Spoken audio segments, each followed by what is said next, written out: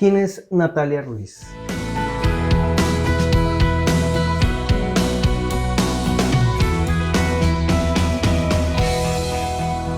Es una mujer echada para adelante, es una mujer llena de sueños, eh, con un compromiso con la comunidad, con el impacto social, conmigo misma, obviamente, porque pues siempre estoy trabajando en mí para poder mejorar y para poder como que dar de esa mejora a otros.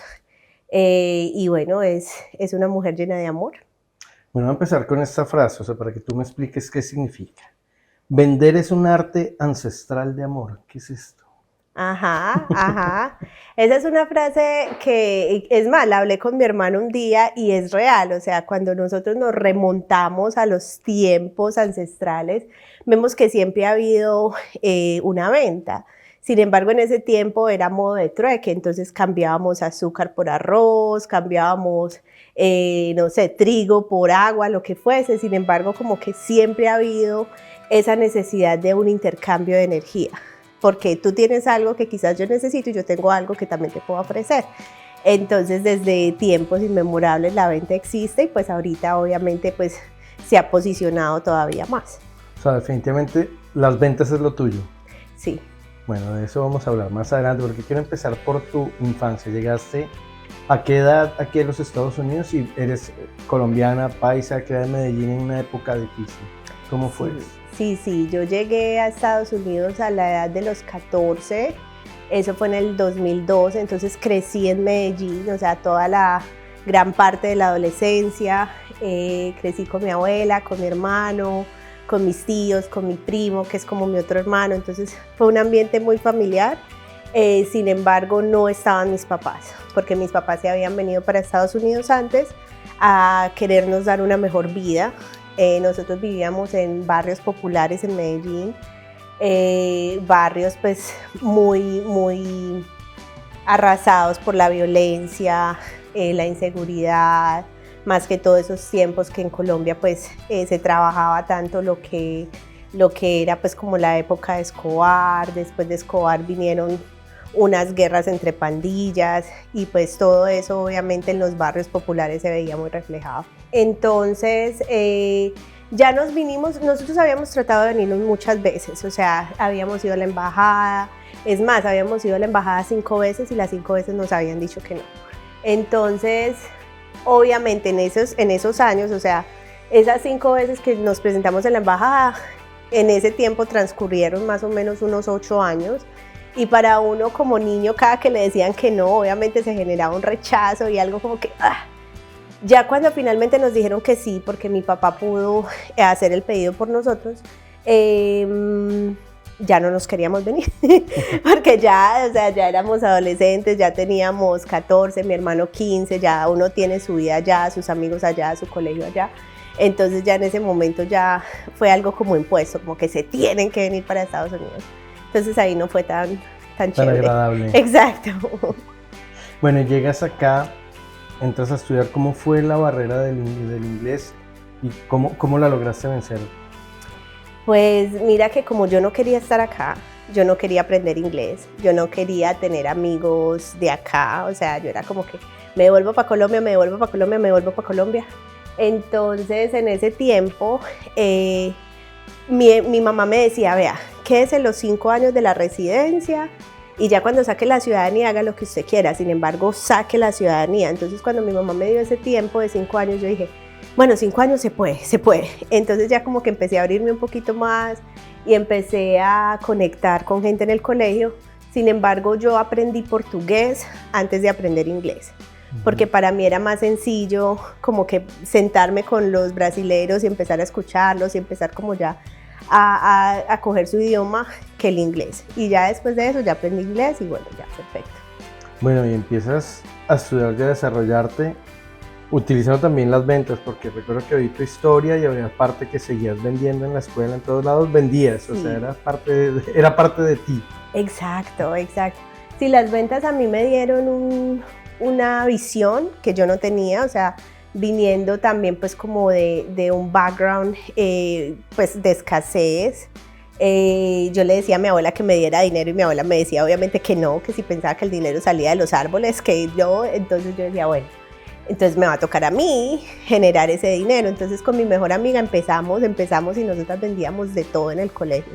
Vendíamos chicles, hacíamos manillas, hacíamos aretes, vendíamos de todo, y ahí ya como que empezó el proceso como de seguir posicionándonos y decir, pues bueno, las ventas sí nos dan la oportunidad pues de generar como la visión de vida que nosotros teníamos en ese momento. Bueno, me imagino que entonces por eso terminas estudiando marketing aquí en Georgia State, ¿no? Sabes que todo pasa en orden divino. Yo siempre he sentido que uno va siendo divinamente guiado. Yo obviamente le tenía cierta aberración a las ventas y era como que, ay, no. Entonces cuando yo empecé a estudiar mercadeo y administración, también me interesaba mucho la publicidad. Entonces la profesora de mercadeo nos puso a hacer como el portafolio de publicidad, y yo recuerdo que yo me quedaba diseñando toda la noche y a mí pues ni sabía que se había pasado la noche, y fue el mejor portafolio para esa clase. Entonces la profesora me decía como que no, o sea, vos tenés algo para la publicidad, para el mercadeo, sin embargo te toca seguir estudiando. Yo ya me iba a graduar de Georgia State y yo le dije, ¿yo qué? O sea, yo voy a terminar 2 carreras y usted me está diciendo a mí que yo tengo que seguir estudiando. No, entonces ahí como que seguía yo como que no lo iba a hacer. Sin embargo, todo fluyó, y como 2 años después, mientras yo limpiaba casas, porque me gradué de la universidad y seguí limpiando casas para crecer el negocio de mi mamá, mientras limpiaba casas, me llegó la oportunidad de acompañar a unas amigas a una universidad que queda por Midtown, que es de publicidad y diseño, y yo iba y las acompañaba pues como sin saber mucho, y a la final ellas no se quedaron, sin embargo yo me quedé y volví a estudiar. Todo eso pasó de la mano de Mercedes Guzmán, que era pues o sea, ha sido mi mentora y me guiaba. Me decía, yo como que, ay, como que me llama la atención esto, y ella me decía, sí, metas, estudie, y yo, ay, otra vez a estudiar. Y bueno, entré y empecé como publicista, o sea, ahí empezó mi camino como publicista, aprendí, fue un proceso muy bonito, y esto me llevó a Los Ángeles, y allá fue que empecé como publicista en una agencia grandísima, que es una agencia global, y la cuenta con la que trabajamos era con Lexus. Entonces ahí aprendí el otro lado de las ventas, no el lado directo, sino el lado en el que conectamos con las personas desde las emociones, las vallas que vemos, los comerciales que vemos o que escuchamos en la radio, o sea, cómo llegarle a las emociones a las personas para que se conecten con una marca. Bueno, pero sin embargo, por más de que llegaste, digamos que alcanzaste el éxito en una compañía grande, no te sentías plena, ¿no? ¿Por qué? Porque sabes que yo trabajaba muchísimo, o sea, cada que nosotros teníamos shoot, y tú sabes, o sea, en televisión o en producción se trabajan largas horas, y está bien, o sea, yo lo hacía con muchísimo amor. Sin embargo, yo sentía que mis compañeros no hacían lo mismo, o sea, yo salía de la agencia a las 12 de la noche y volvía a la agencia a las 4 de la mañana porque estábamos en shoot, y mis compañeros llegaban por allá a las 10 y yo, muchachos, estamos en shoot. Y ellos tenían cargos más grandes que el mío y les pagaban más que a mí por ser hombres.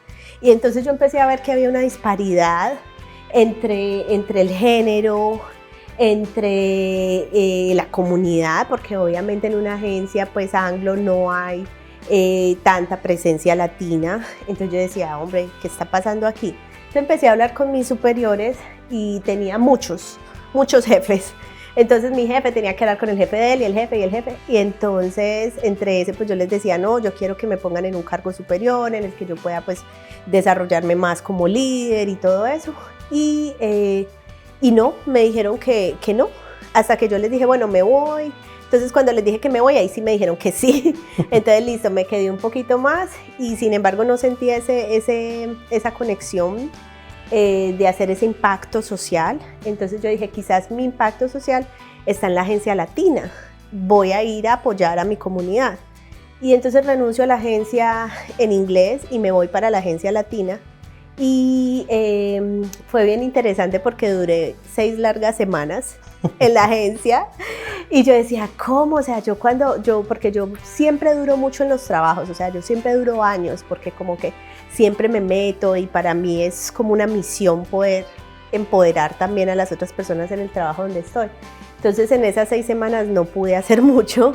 vi que había mucha política, había mucho que quizás no estaba alineado, entonces también me salí de ahí. Me imagino que también que un poco, algo de desorganización comparado con la agencia americana, que son más rígidos en todo lo que hacen, ¿no? Total, la comunicación se perdía, o sea, uno decía algo y por allá al lado ya no sabíamos ya cuando en qué llegaba pasó. Al final ya era otra idea. Exacto, y yo dije, bueno, ¿qué pasó acá? Bueno, aquí tampoco es.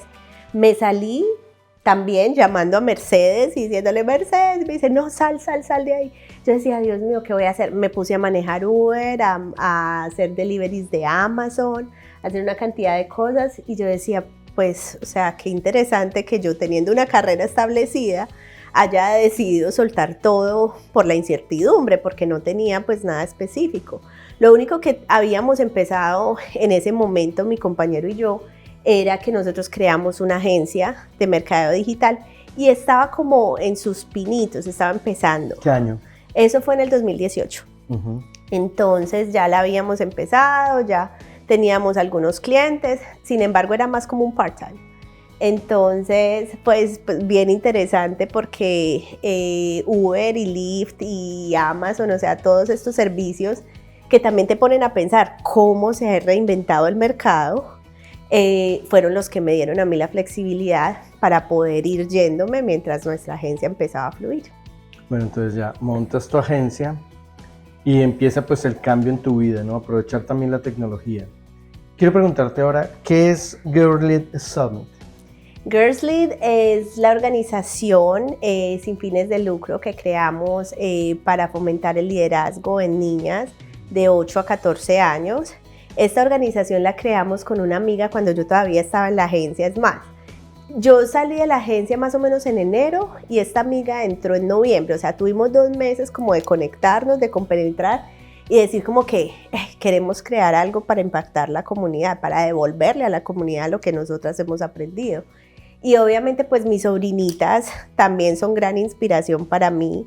Y yo siempre veo en ellas como que, bueno, cómo apoyarlas a ellas y obviamente pues a su generación, a que se empoderen y a que sigan siendo la mejor versión de ellas mismas. Entonces, pues ahí nace Girls Lead. Hemos tenido la oportunidad de hacer workshops en Los Ángeles, porque pues allá es la base, aquí en Atlanta, en Jamaica, en Colombia. Hicimos durante la pandemia uno virtual donde tuvimos niñas hasta de India, o sea, eso fue algo muy bonito porque llegamos con niñas de muchísimas partes y nos reuníamos todos los viernes hacíamos diferentes actividades. Y lo que diferencia a Girls Lead es que es la oportunidad de darle a las niñas la capacidad de que ellas enseñen a otras niñas, o sea, no soy yo enseñándoles o mi compañera, son otras niñas de 10, de 12, de 14 años mostrándose empoderadas, porque tenemos unas que son fotógrafas, boxeadoras, entrepreneurs que tienen sus propios negocios. Entonces todo eso le da la capacidad a las otras niñas de verse reflejadas y decir, ay, mira, si ella puede, yo también lo puedo hacer. Entonces ese es como el proceso por el que hemos pasado con Girls Lead. El empoderamiento de la mujer está de moda, digámoslo así, ahora todos se están empoderando, pero hay cierta dificultad en pues, ser mujer y ser hispana, o sea, se encontró como que es más difícil ese camino de éxito. Yo siento que todo es perspectiva. Si yo siento, o sea, si yo quiero creer esa realidad, pues sí, eso es lo que va a pasar. Sin embargo, si yo quiero creer que antes por yo ser mujer y por ser latina, eso me diferencia y me da como ese factor como que de especial, entonces yo puedo usar esos elementos para seguirme apalancando y para seguirme elevando. Y por lo general, pues eso es lo que yo hago. Pero igual encontraste dificultades, porque hace un momento decías que en el camino de la agencia americana eso frena un poco, ¿no? Obvio, o sea, siempre va a haber algo, y no solo latina, sino mujer en general, o sea, hay una disparidad. Por ejemplo, por eso hay algo que se llama como el equal pay, cosas así, porque sí hay una disparidad. Sin embargo, tiene uno la oportunidad también como de elevarse de esa disparidad y no dejar pues que eso sea lo que te defina. Digamos que de ahí la importancia también de empoderar a las mujeres desde niñas, creo, porque igual debería también ser algo de empoderamiento para hombres, porque igual creo que esto es parte clave para los dos géneros, ¿no? Totalmente, y eso lo aprendimos en Jamaica de una manera muy bonita, porque los niños se paraban en la ventanita y como que, ay, déjenme entrar, ¿por qué no me dejan entrar? Entonces, obviamente eso fue un reflejo para mí, para darme cuenta como que no es solamente para niñas. O sea, esto debe ser algo inclusivo, donde todos los niños tengan la oportunidad de venir y seguirse elevando. Entonces, algo que estamos ahorita trabajando en que ya sea más inclusivo, y que todos tengamos la oportunidad pues como de empoderarnos desde pequeños, porque eso es lo que tú decías que es muy importante. No es solamente para los adultos o esperar a que estemos adultos para que tengamos que volver a niños a sanar todas estas heridas de niñez, que es lo que trabajamos con Mercedes Guzmán. Es la capacidad de poder sembrar semillitas desde que somos pequeños para que cuando crezcamos todas esas semillitas puedan florecer. Y la idea de 5 años regreso a Colombia pasó al olvido, ¿no? Pues es que en Colombia regresé y volví a buscar trabajo y todo eso. Y cuando volví a buscar trabajo en Colombia, resulta que me decían que como todavía no estaba en la universidad, o sea, apenas estaba empezando la universidad, me decían que tenía que terminar la universidad porque estaba como underqualified, estaba bajo las calificaciones o los requerimientos que ellos exigían. Y yo, listo, perfecto. Vine, hice las 2 carreras, hice de todo, volví a Colombia y ya estaba, exacto, ya estaba sobrecalificada. Entonces yo dije, bueno, entonces estoy sobrecalificado, no tengo los requerimientos. Entonces dije, bueno, por aquí no es, porque siempre estoy como en conexión con la divinidad y que se me muestre cuál es el paso a seguir. Y si yo voy a dar un paso y veo que la cosa va como río arriba, entonces yo sé que por ahí no es. Entonces dije, bueno, quizás debo implementar o impactar a Colombia desde otra manera. Y con mi esposo pues todavía tenemos una visión de volver a vivir a Colombia, entonces bueno, todavía está por ahí. ¿Qué tan importante es esa parte espiritual para ti?